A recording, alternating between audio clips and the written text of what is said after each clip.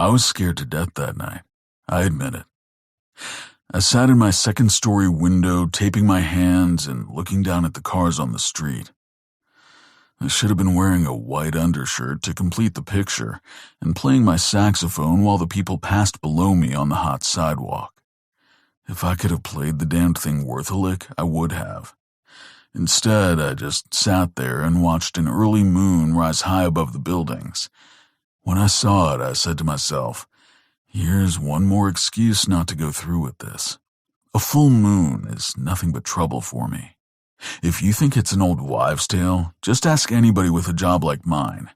Go ask a cop working the night shift or a doctor in the emergency room. He'll tell you, a full moon means a busy night. I thought about finding some music to calm me down, something slow and easy. But I figured, no, that'll just drive me nuts. So I went downstairs and jumped some rope. Then I worked the speed bag, one hand over the other as fast as I could, fast as a drum roll. I hit the heavy bag for a while, just long enough to make my hands hurt and my arms feel slightly numb for the rest of the evening. Anderson held the bag for me and watched me with that knowing smile on his face.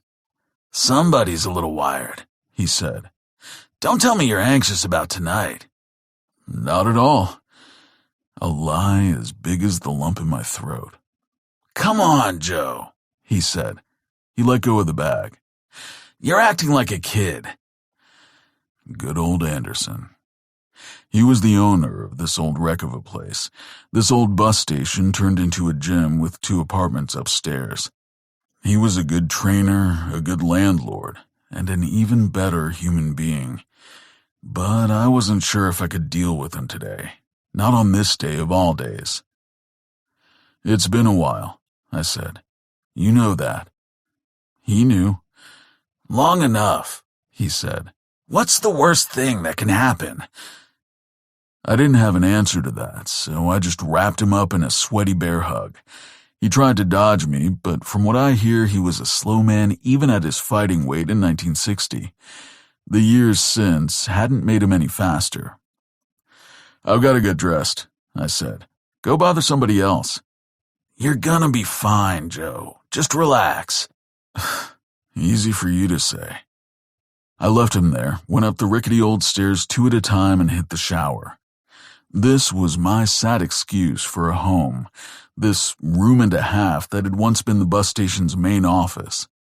It still held the faint smell of cigarettes and bus fumes, but at this point in my life, it seemed to fit me.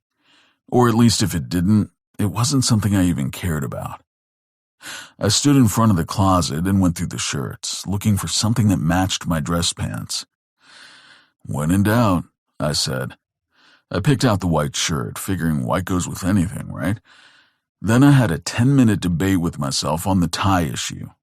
Red tie, blue tie. The red tie won in a split decision. When it was firmly knotted around my neck, I stood in front of the bathroom mirror and took a good hard look at myself.